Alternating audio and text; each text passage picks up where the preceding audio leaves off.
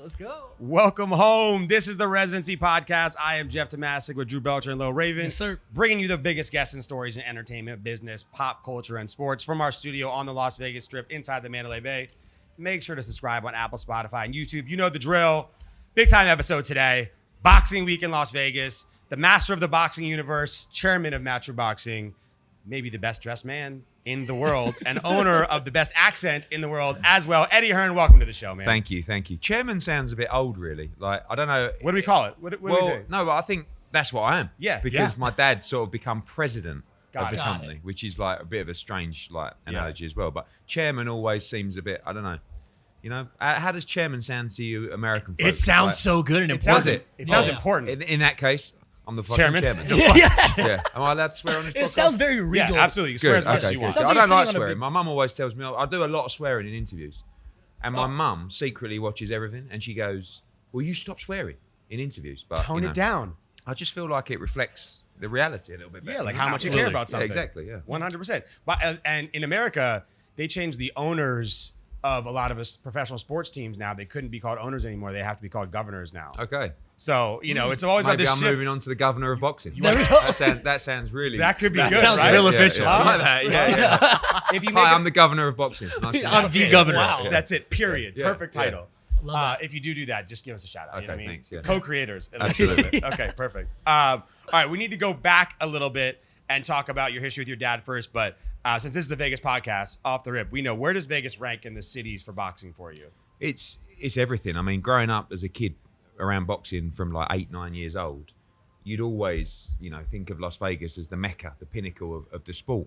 I've been here since the age of 17, 18 for big fights. Obviously, my dad's history in boxing as well. But remember coming for like Nazim Hamed against Marco Antonio Barrera at the MGM Grand. And, Vegas has been a big part of my life, really, because before boxing, I was involved in a lot of poker. And I used to create all the televised poker that you see around the world today. Oh, really? So, Wow. yeah, I was involved in the World Series of Poker, like coming here and being in that circle. Got it. Those sort of gambling, hoodlums that existed, which really prepared me well for the world of boxing, to be Yeah, honest with you, for because sure. they're very similar. Same person. Yeah, Same person. But, boxing, when you talk about boxing, really, you've got Madison Square Garden, but every fighter really wants a big fight in Vegas. It's Vegas. And it brings the fan base, whether it's the Brits, whether it's the Mexicans, whether it's the Americans, everybody wants to come to Vegas. And this weekend, particularly being Independence Weekend, the Mexican fans will be out in force for the real governor of boxing, for sure. Canelo Alvarez. Yeah. For sure. I know you're trading the title already. Yeah, Okay, there you cool. go. Yeah, I don't the mind. trade back and forth. What is it like, by the way, for those fights? There's so many marquee fights you've been a part of, but the country passion along like a Canelo fight during a Mexican Independence Weekend, does that take it to a whole new level? Yeah, I mean, Hispanic fight fans in general. Right. Yeah. Coming into the American market, you have so many sports here that are above the pecking order of boxing. Right. And then you have the college system. So it's not just American football, Sure. but it's college basketball, it's college Right. football. So, but I feel like every Hispanic fighter that we have, really creates this incredible energy. And that comes across with Canelo Alvarez. Like, we've never seen anything like it. Similar in a way, like Brits are very passionate about boxing as well. For sure. But when you walk through like the grand arrivals yesterday in the lobby, the weigh-in on Friday, you see it means a lot to them. And as an event promoter and a sort of content creator, there's nothing like that. When you're looking in the arena, when you're creating content around the weigh-in, the press conferences, the flags are there. They care. The passion. Yeah, it is, and it makes him very special as a fighter. And everyone comes in full force, like you said. They need that win. They want it so badly. You know what? Others different than like in America, like in the UK, some of the massive fights you've done in the UK, you guys are full blown doing Wembley Stadium, like these 150, 200,000 people. In the US, boxing is pretty much, we stick with arenas, and we don't really do stadiums that often here in the US. Is that like a country thing? Yeah, Do you I it's think we 'cause of need all to the change sports? that, because I think the perception of, when you're growing a sport, Right. really, you need people to watch and go, wow, what is this? And if Right. you're in an arena and there's 3,000 or 4,000 people, how can you as a fan look at that and say, this is a massive sport, this is a huge event? Sure. We did Canelo Alvarez against Billy Joe Saunders at Dallas Cowboys, 74,000. And that was the biggest indoor crowd of Ever. all time in American boxing. And that was a moment where people, even now, I looked yesterday at some footage and was like, I can't believe we did that, because it was trippy. You're sort of in there, this incredible stadium, 75,000 people. And that's where we need to get to. The problem is there's very few fighters that can do it in America. And really, you're talking about one in Canelo Alvarez. I mean, there's some great fights out there. Errol Spence against Terence Crawford. But the problem is that's really for fight fans, of which there are many. But how do you embrace the casual audience, the man on the street?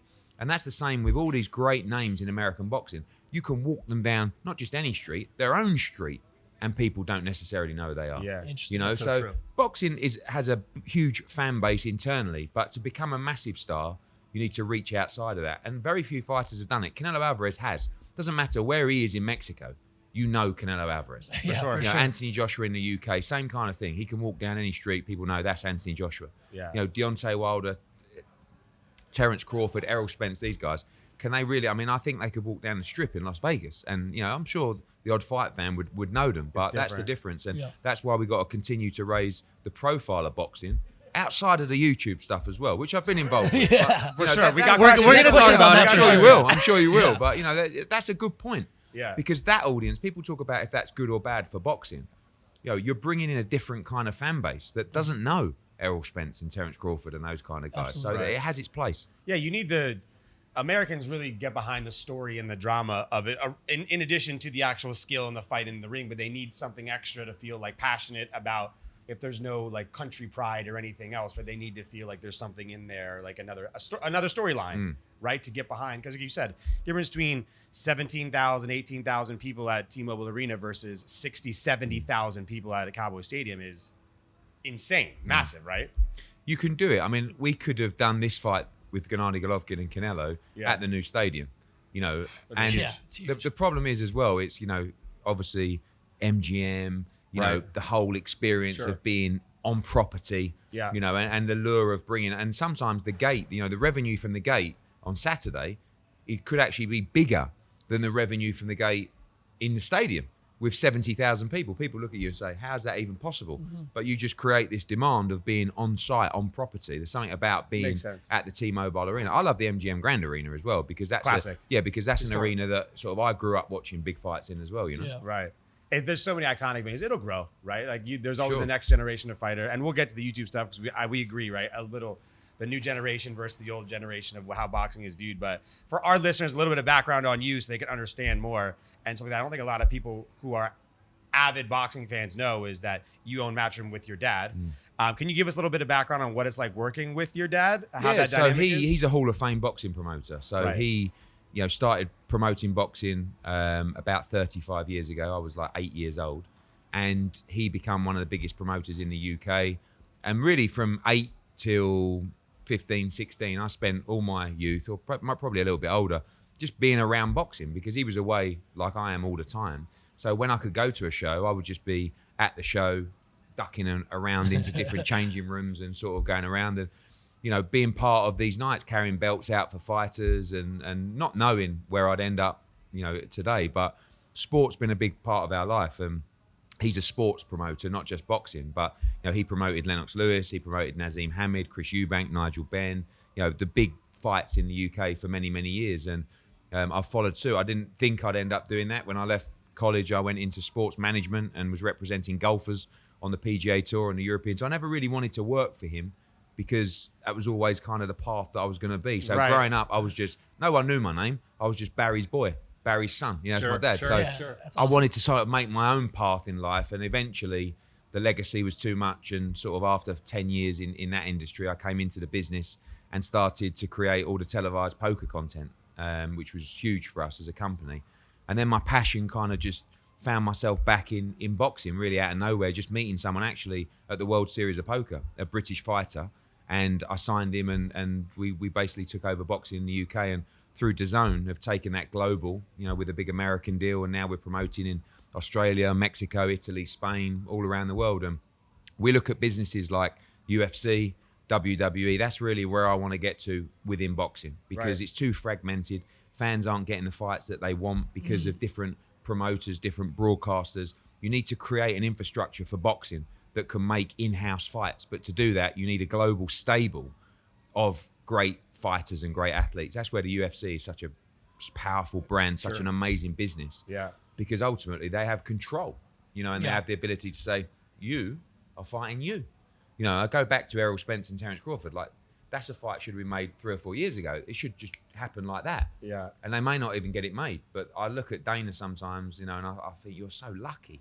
And sometimes he says to me, I'm thinking about going to boxing. I say, you wouldn't last in boxing because he'd lose his head. Don't. Yeah. Because he'd go, right, you're fighting. No, hang on. The lawyers here and the managers here and the advisors here.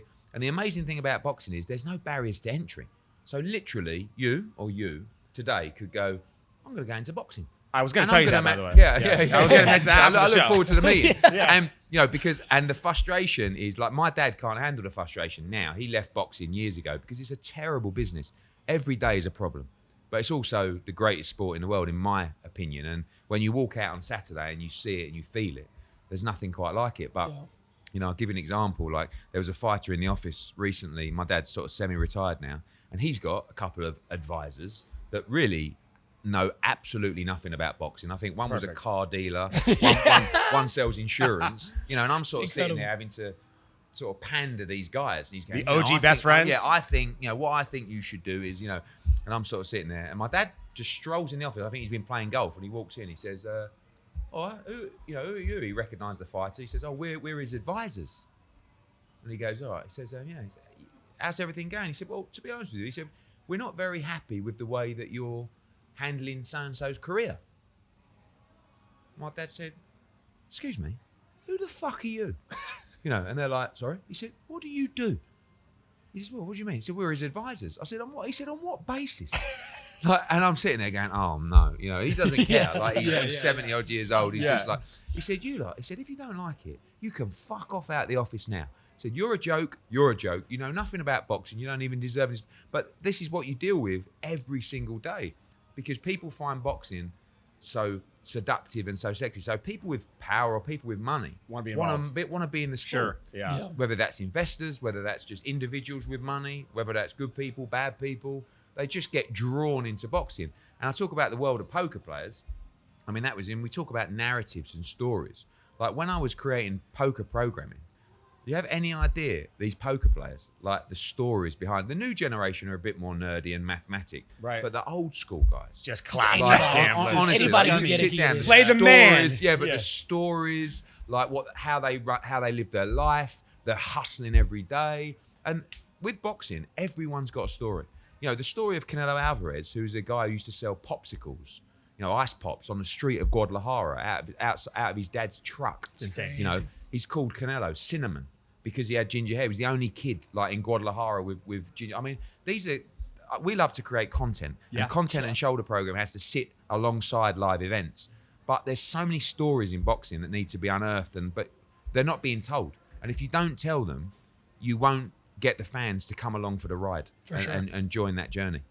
I always thought the dynamic now of how you and your dad are versus now, like the interesting part of that transition.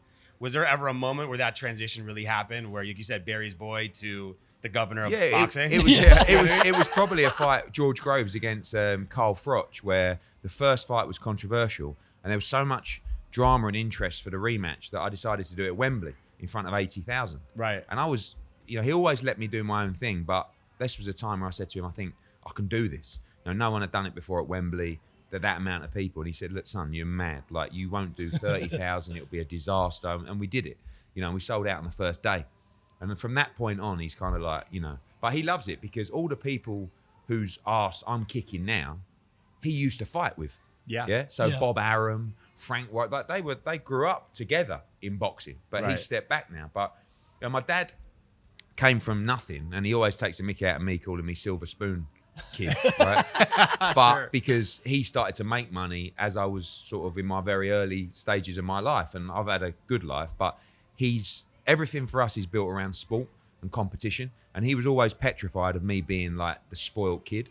Fair enough. He almost made me work harder for stuff because he was so scared. But everything's about sport for us. Like, you should have seen when we were younger, when I was younger, playing sport with him in the garden. It was brutal. Like I'm a parent.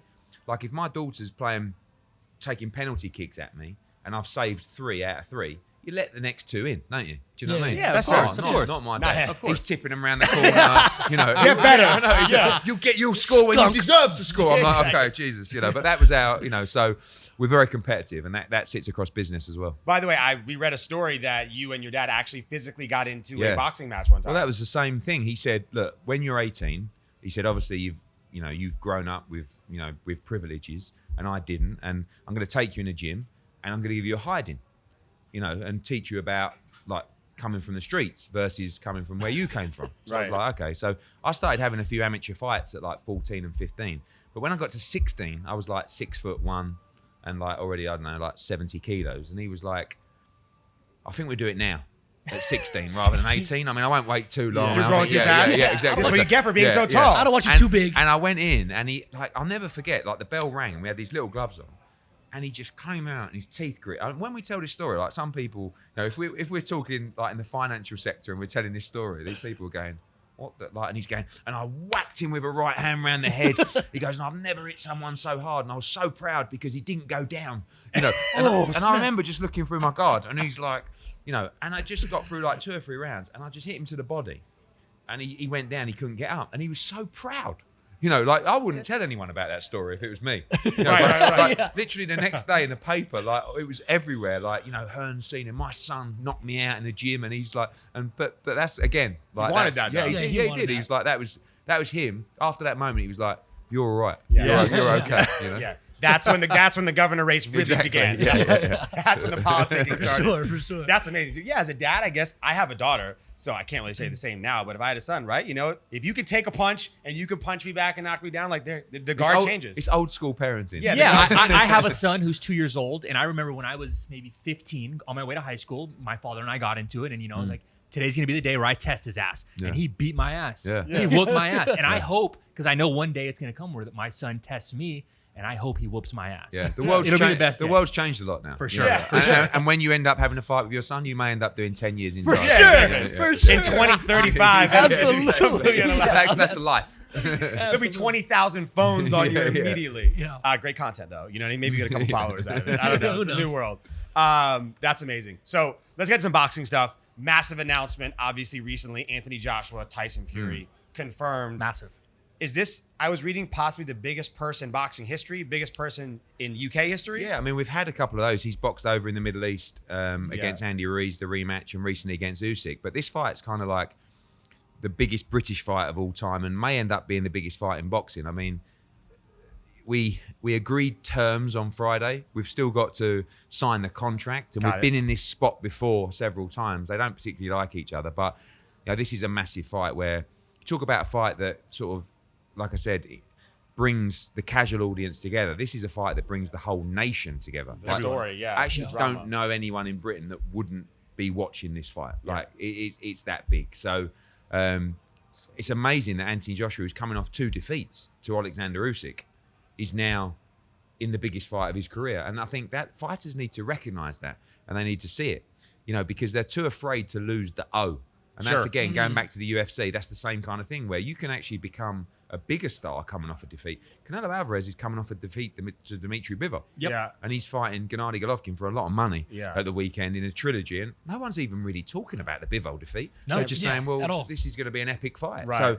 So, I think that sort of perception of a loss in boxing is going. And Joshua now has 3 losses and Fury has none, just a draw. But it sits as the biggest fight out there in boxing. Certain fighters, I think, can weather losses because of their storyline and the passion behind them, I think, more than others. Is this going to be like a Wembley 200,000? Yeah, Millennium Stadium, it looks like Yeah. in Cardiff, which has a roof, which is amazing because it's like 90,000 there. Yeah, They just did WWE there, which is another amazing business, and sorry to sort of jump around, but I just find it so fascinating that grown men debate who's going to win tonight in the WWE. Always. Beforehand, Yeah, right? yeah, Yeah. always. When it's scripted. Yeah. I It's mean, fake, guys. It is amazing. I mean, as a kid, like, I'm older than you guys, but like Hacksaw Jim Duggan, like I'm looking at The Undertaker now thinking he must be about 70 because I remember him when I was, and I loved WWE or WWF, what it was called at the time. And how good is this product that not kids, grown men, Adults. are saying, I think that guy is going to win tonight. And it's like, it's already And they're decided. crushed don't if you? it doesn't And happen. Decided. it's massive. But this is what we're Massive. talking about. Think about this. That is We're talking about the skill, the difference between, or the addition of skill and story to create drama and tickets. The WWE, the skill, we know there, everyone's athletes there, but the script has already been written. So it's really just about the story that they're telling, the fake drama between the villain. It's unbelievable. Amazing. And we've had a lot of WWE stars on the show. Yeah. And when we put the episode out, certain demographics are more opinionated than others. And WWE fans are wildly passionate and opinionated about the fighters. Imagine if it was real. Maybe it wouldn't work. It might not work. But imagine if it was actual sport. And, you know, like, but they have done one of the better jobs of building the utmost true cult following out of any other sport. Huge. And the viewership, the audience on another level. I mean, we had them involved with some DAZN stuff, and we did Taylor Serrano, the women's fight, MSG. It was amazing. And we had these, you know, these stars, Bianca Blair, is it? And these and I've never seen them before. Yeah. And I'm like the numbers, you know, of these, you know, I've just having a photo with one of them and posted it across mine. It's like, insane. Wow. Obsessed. Met her. I was like, wow, is she big? She's big. I would have done more. You know, I didn't really know, but it's incredible. Give me a heads up so I know people, exactly, you know? Yeah. I think that people don't, like you said, the numbers in the sports, that people are so devoted to it. It's become like this massive cult following of, and sometimes when you're not in the world and you see these people in real life, or they come on the show and we know a little bit about them, but this isn't a WWE show by any means. And so we'll ask like more, you know, open-ended questions, and then the diehard fans will come in and start commenting, and they'll get really into it. It's fun. It's great to watch. Do you think there's a real possibility of a true boxing league coming to fruition one day? Yeah, like I think, UFC? there's people have tried, you know, PBC tried, but the problem is everything's in-house. So unless you took a position and bought the industry and bought these different company and businesses, very hard to sort of bring it all together, because the problem with a league is you couldn't include those guys, because that network or that like if I came out now and said I'm going to create a boxing championship, those promoters would go, fuck Hearn, like we ain't letting our fighters go in there. Or another network would say, no, we're not letting that, we don't want our fighters to go on that network. So that's the frustration, you know. But so you either have to grow the business to a point where you can eat up all those other promotional companies, or you just become so big and have such a big talent pool that you can just make in-house fights. And that's really, I mean, when you think about UFC, UFC's not the entire MMA business. Of course, there's plenty, you know, Cage Warriors, Bellator, you know, all these other, but they are the pinnacle, exactly, for sure. Yeah. So really, they haven't just completely dominated the industry in a respective ownership of other leagues, but they are the league, right? You know, and again, I look at that business and think, wow, you know, these young MMA fighters to get the UFC contract is everything. And you know, I look at what Dana built as well, and that's really a few years ago when I looked at Dana and even like Vince McMahon and those kind of guys. You look at the leader, the governor, if you like. The governor for sure. That's actually, we put a lot of work into my position in boxing in that respect, because you don't rely as much on talent. Yeah. His talent's always important. But if you can have the voice, if you can be the figurehead of that sport, then that's very powerful as well. And the way Dana and the McMahons have done that, again, same thing. Insane. Do you think, obviously, with all of the conversations about UFC fighter pay and like how the league works and paying the fighters, have you seen that? Do you think that dynamic is interesting in the UFC versus how the payments are? Well, in I mean, boxing? it's like flipped on its head. You know, you talk about the fighters, I think, getting 20% of the revenue or something like that. It's the other way around in boxing. Right. You know, they get 80% of the revenue. Yeah. But Dana is right. The fighters in boxing are vastly overpaid, like in terms of their commercial value. You know, I go back to like Spence and Crawford and these kind of guys. Like if you're only delivering 200, 300,000 pay-per-view buyers and selling out a gate of $5 million, how do you expect to be making $15, $20 million a fight? Canelo Alvarez wants to, you know, he hits 1 million pay-per-view and generates $25 million on a gate. Different, you know, and you know, that's how a purse should be translated in terms of your commercial value. But it doesn't really happen in boxing because of that competitiveness between the promoters and the networks. Everyone's just competing and overpaying fighters to win that race. Whereas Dana will just sit down and say, this is your money. You know, and it's not, right, you're fighting him and it's in your contract. What do you get? My contract's 10 fights. Here's your second fight. Go fight. Yeah, fight 2, 50 grand. There you go. Good luck. And then, by the way, if it's fight of the night, you get another 50 grand. I mean, but that's a mate like that is, I'm so jealous. You know, so jealous. And listen, people criticize UFC pay. I'll tell you one thing. I've been to, two. I was at Darwin against Lesnar, whoever it was. Like, I don't know, 15 years ago at Mandalay Bay. And recently I went to UFC London and Dana invited me and he sat me here next to him and the cage was there, right? Crazy. It was unbelievable, you know, and I'm not even really an MMA fan or a UFC fan. But I tell you what, for all the people that criticize Dana and say, you know, the fighters are badly paid, etc., every fighter that won in that cage jumped over and ran round to Dana to hug him. For sure. And I thought, wow, it can't be that bad. Yeah. They don't talk about the facility up the road here, you know, the medical care, you know, and it's, as a business of that size, there's going to be bad stories. But I saw a guy like me who's very passionate about what he does, loves MMA. And, you know, like I said, they all, you know, but to have the power to for those athletes to want and need to be a UFC fighter, like to sign your UFC contract is everything. It's and either that or you don't we have a sport. little bit of that in boxing. Like if you sign with Matchroom, great, but that's another level. Sure. So I think all the audience is always curious about financial questions that we have and how the structure of boxing really works, because to this point, there's no business model like this anywhere else in the world. When a fight is created, what is the financial breakdown of the promoter, of Matchroom, and the fighters, and how does that actually work? It depends on the size of the fighter. Like if you're creating a show, you know, you'll bring your revenue in. It's your TV revenue, your international TV, your sponsorship, your gate, and you basically map out from your P&L how much you want to pay fighters. Yeah. You know, when you get a bigger fighter like Canelo Alvarez or Anthony Joshua, the way we do it is we give them all the revenue. So we'll sit down almost like a partner in the show and we'll take a percentage of their purse. Got it. So, you know, again, going back to a 20% is more of an industry standard than the other way around in the UFC. Right. But the fighters, I love that model because the fighters get to see the revenue coming in. You know, as a fighter, over the years, you kind of like, you fall out with a fighter because they're looking at you going, and they're looking at the crowd and going, how much money have you taken? And they always think it's 10 times more than it is. Of course. It's like, you know, you have an argument with a fighter and he goes, you know, I boxed in there was 20,000 people there. It's like, mate, we sold 3,000 tickets. But with someone like Canelo, he's smart enough. He's been around the business so long.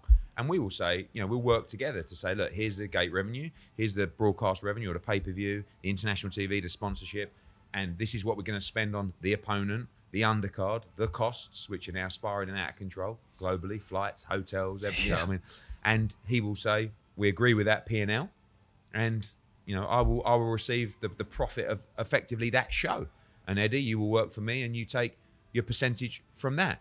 The difference now versus the old school promoter is these guys are all my bosses, right? Like Canelo Alvarez, I work for Canelo Alvarez, but by the way, I also work for the kid on the undercard who's in a 6-round fight for his debut. That's my boss. And that's, people find that hard, like, and they think that I'm saying that just like for clout, but that's how I work. I work for the fighters. And yeah, we want to make a profit, and obviously we're running a business as well, but they're the talent. Yeah. And the old school promoter, people like Bob Arum and Don King, they can't say that. Even my dad, you know, my dad, like they were the bosses.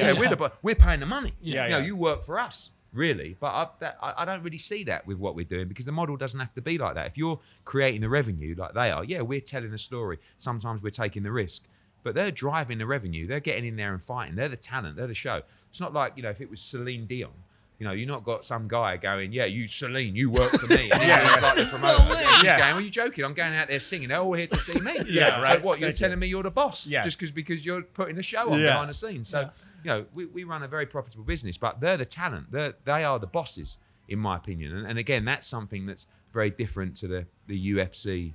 For sure. You know, for sure. Yeah. Is there a fight that you remember that made a lot more money on the back end than you had ever imagined, that you were so surprised by? All Canelo Alvarez fights, you know, all anti-Joshua. You go back to those names that, like, again, boxers are generally overpaid in terms of their commercial value, but not fighters like Anthony Joshua, you know, like Canelo Alvarez, like these. I mean, I think probably the Katie Taylor-Amanda Serrano fight that we did at Madison Square Garden, it's the first all-female fight to headline there. We sold it out, you know, and we sort of went in with the big sell and the narrative and 2 women and, you know, first time ever in boxing history.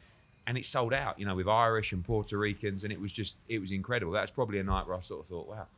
That was big. Yeah, I didn't really expect that. We hoped, but when we went from the small arena there to the big arena, I was worried. But, you know, Canelo Alvarez, his pay-per-view numbers are incredible, you know, and obviously we've worked with him for a long time now, and he's also, I think in boxing, I find it quite fascinating that people can have the same drive, ambition, and hunger when they change their life to those kind of levels. Boxing is a very dangerous sport, very tough sport. It's a brutal sport. The training's brutal. The sparring's brutal. It's cutthroat as a sport, as a business.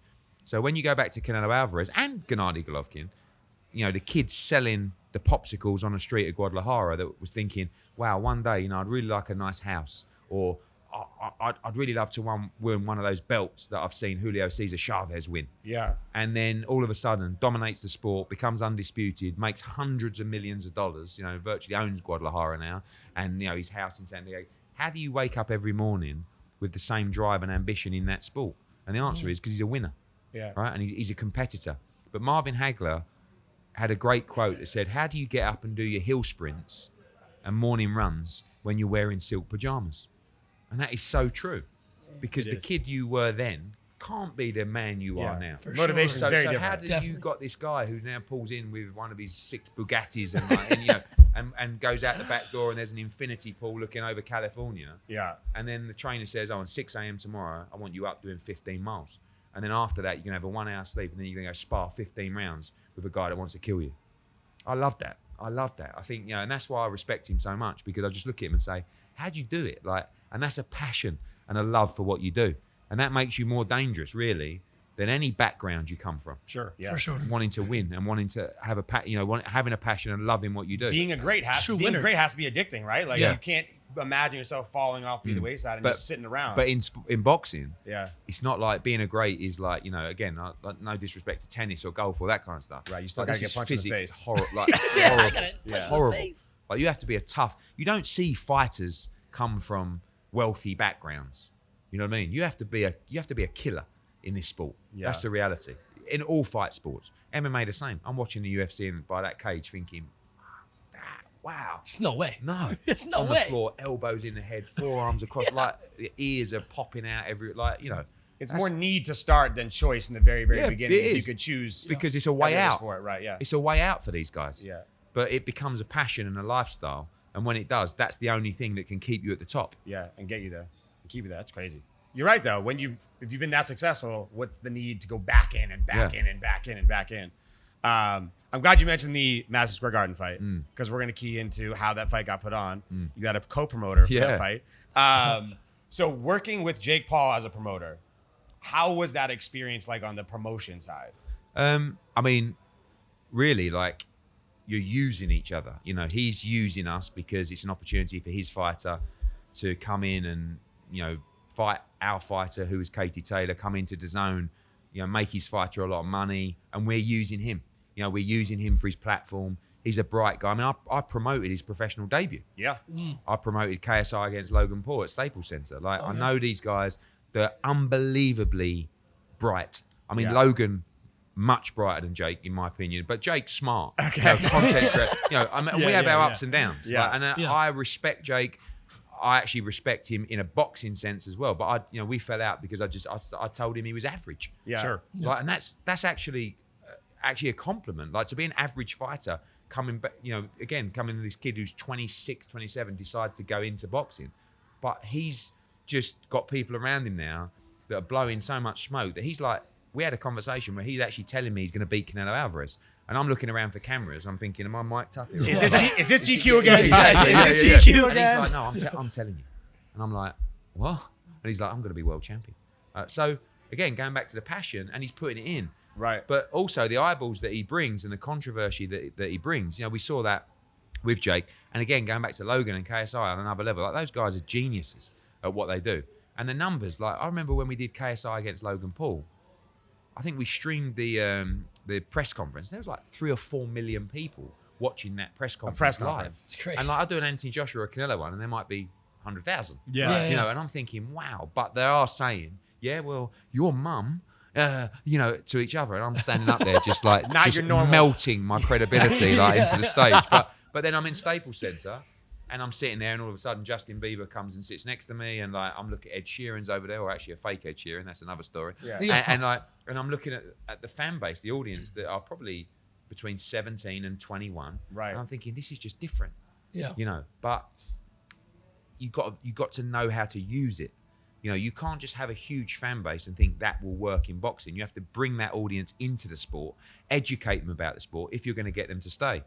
That night at Madison Square Garden just gelled perfectly between me as the boxing guy who can talk to the boxing audience, right, who don't want to talk to Jake Paul, of course, and Jake Paul talking to the other audience, telling the story and selling the narrative of the greatest female fighter of all time. You know, he's quirky, he's out there. Like, no filter. He'll say whatever. No, I mean, I always say what I feel, and I don't.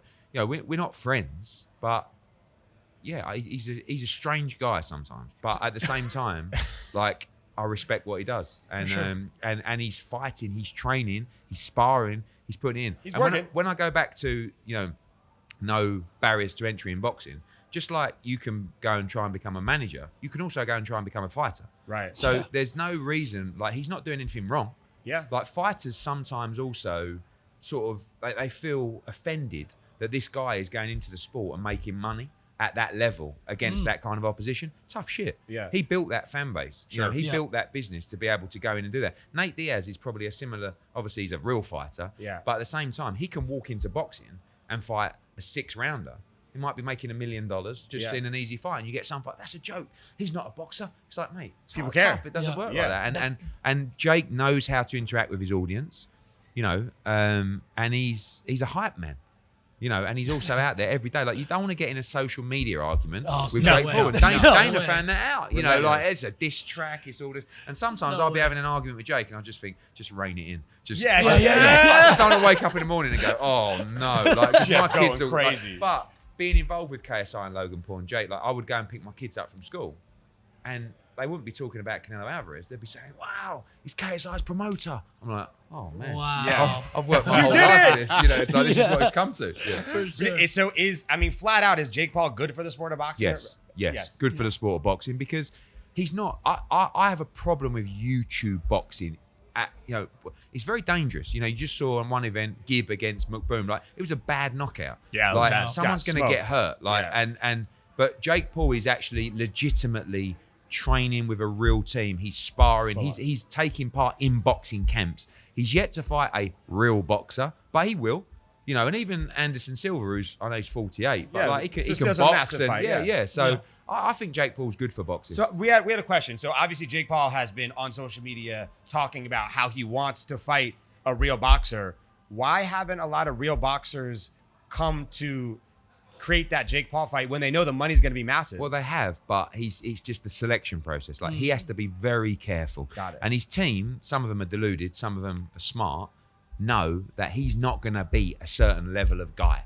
Yeah. So they found a guy, Hasim Rahman, that fell through. He's like 16-0, but just got knocked out by Tommy Morrison's son, which isn't a good sign. Like, and so that was a really good match for Jake Paul. Smart match. I think he's like 16-1. You know, and he's or the Tommy Fury, right? Yeah, Tommy Fury, same thing. Yeah. But they're all limited. Right. So Sure. that, you know, again, it's just smart moves. So the perception of, wow, Jake Paul's fighting a real boxer, fighter, but yeah. an average real fighter, like he is. Do you know what I mean? So those fights are actually 50-50 fights, which is actually really exciting. Yeah. But, you know, I think we should also give him the opportunity to see how far he can go. Of course. And by the way, if he beats one of those guys and all of a sudden gets a fight with someone who's in the top 20 or 30 in the world and beats one of those guys, like, he'll never become world champion, like a real world championship, or beat a world champion. But you can improve. You know, he can punch. He's an athlete. Yeah. Like, you know, so just like any other kid on the circuit, it's your chance. If you can do it, good luck to you. As fans, by the way, it's great entertainment. Of course. It's fantastic. Yeah, Like, yeah, we yeah. love Take my money, watching all of it. Like Yeah. 100%. But the press conferences, like everything. I mean, again, going back to when I was doing it, like, I was just standing there. But the aftermath and, you know, the opinions of that world, it's just non-stop. You know, he said that, you know, even like going back to Gibb and McBoom and these guys and all, but you just got to be a little bit careful, because it's a very, very dangerous sport. You know, that they always say, don't play boxing, and you just got to be careful. Like But you Jake said, the doesn't. other guys are YouTube creators or social media creators who box for a payday, versus Jake Paul now has become a boxer who brought the audience, which has never happened before. No one's ever had a massive audience and then decided just like, But hey, I tell you one thing now. Logan Paul Have you seen Logan Paul in the WWE? Not live. I saw Mate. the WrestleMania match. He is unbelievable. Entertaining. Yeah. No, but not just Super that. good. An athlete. Yeah. Mate, he was diving off the turnbuckle, right, onto a table, like through the air. Like he is. I mean, he's so smart, Logan Paul, and he's also an incredible athlete. Like he's not a terrible boxer. He's not very good, but he was a wrestler at college. Like honestly, watch Logan Paul in the WWE. He's got such a massive future in that. And again, when you think about someone that has that kind of fan base and that kind of following that can go into boxing or this time go into WWE. WrestleMania. Yeah. Like he's golden to Yeah. the WWE. Yeah. Again, as big as they are, just a different kind of voice, a different kind of audience. He's perfect. And he's an incredible athlete, Logan Paul. It gives them Incredible. a sense of being real too, right? Yeah. Because they've seen this guy and they have this guy at their disposal and they watch his whole life. He steps in that ring, he's like, oh, he's a real guy. That's a Yeah. real thing And going you on. either hate him or love him, and you want to see him win, or Yeah. you want to see him lose, one or the other. Yeah. And they'll script it both ways. But again, Yeah, for sometimes sure. you get a celebrity in WWE that just turns up Yeah. and like punches someone. Sure. Like, Yeah. This, honestly, He went all out. unbelievable. That's awesome. And how about the fact that he just whipped up a fight against Floyd I Mayweather? know. And apparently, he's still saying he never got paid. Yeah. He's still waiting for his money. Just I think, yeah, unbelievable, right? yeah. Another issue, probably, I'm assuming, with boxing in general, Absolutely. right? Actually, that is a question that we have. Like, what is the most difficult thing when putting on a fight? Is it dealing with the fighters, the managers, the lawyers? It's just that at any given moment, something can go wrong. Yeah. You know, a fighter can get injured, a fighter can get sick, a fighter can fail a drugs test, a fighter can have an argument with a lawyer. You know, it's literally every day is a drama in boxing. And Yeah. you see people, you know, I'm 43, I've been in boxing for 13 years. I look at people like Bob Arum, Don King, like these people have lived a life of bitterness because of boxing. Now they still love it and it you know, it's the thing that drives them, but every day is a problem. And you have to ask yourself, do you want to live your life like that? So I'm looking at it and going, how many more years do you actually want to do this? And the answer is, I want to fucking win. So I'm not letting these motherfuckers win. Yeah. So if I have to do it to 103, I'll be here, probably. But you do have to ask yourself, at what point, you know, you imagine waking up every day and you're like, morning. Oh, Putting out Jesus fire. Christ. There it is. It's like, you go on WhatsApp, he's out, he's had an argument, someone's abusing you, you're on social media, the fans are going crazy. Like, it's just, you live in like a bubble world of this sport. So I've had times where fights have fallen through on the day, you know, and you like literally you could have all this work goes into Canelo Alvarez against Triple G. He finishes the weigh-in, and when fighters are making weight, you know that it's tough. Yeah. They go out, they have food, they wake up in the morning, they're throwing up everywhere. Yeah. They can't do fight. it. And you're sitting there going, You have to. and then you have to go to DAZN and say, guys, I'm really sorry about this. We've got a little problem. What's the problem? The fight's off. What, tonight? Yeah, tonight. You know, you've spent a couple of million in costs. Like, it's just, but that's live sport. That's the problem. But boxing's different because Right. of the outside sources, because of those people that we talked about earlier. And, you know, you might get a situation where, not at the level of Canelo Alvarez and Triple G, but you've got a fight and half an hour before the fighter's about to walk out, the manager might come over and say, he ain't walking. We want another 100 grand. Oh, wow. Even after things signed and stuff, too. Yeah, there'll always because be another but like curveball. this is isolated incidents, but this Yeah. is very, you Yeah. know, it's not uncommon that someone's trying to Press shaft out you or something someone's trying to, you know, make money on the side or whatever it course. is, you know, and you hear stories about even promoters going into change rooms, making fighters sign contracts before they ring walk and stuff like that, you know, and it's just, you know, it's a cutthroat business. A lot It of really hands in is. the pot everywhere. Yeah, I mean, Yeah. and that's historical. Yeah. You know, that's never changed. It's become more professional now, and we're trying to change that image of the sport. But in reality, everyone's trying to make money off everyone. Yeah. Is there? Do you feel like you argue the most over, or not argue? I'm saying when your negotiations is weight the biggest problem? Is money the biggest problem, or is it normally just there's just a little bit of everything? It's generally ego, like Ego. weight. I mean, I've made fights before where fights have fallen through because this guy wants to go first on the poster. A side, B Yeah, side. yeah. And I'm like it's 50-50 split. But he's like, I'll do the fight, but I'm going first on the poster. Right. And I'm like, okay, let me just go and talk to the other guy. That's not a problem. Go and sit down and go, listen, you're about to make a few million, but he wants to go first on the poster. No fucking way. I'm like, what? No, does it matter? You know, you can walk second. You know, how about that as a compromise? No, I want to be first on the poster. And you're just sitting there going, I give on, up. guys. I give up. You know, but that is like, and sometimes the broadcasters don't understand that. The fans don't understand that. You're like the bad guy because you haven't managed to put it together. But sometimes, you know, the reality is weight, you know, who walks first, who's got what changing room, how many tickets they get. Like this is the menial stuff that is very frustrating about boxing. Yeah. Last question we got for you: the greatest Eddie Hearn fights you ever put on. What are some of your like top 3?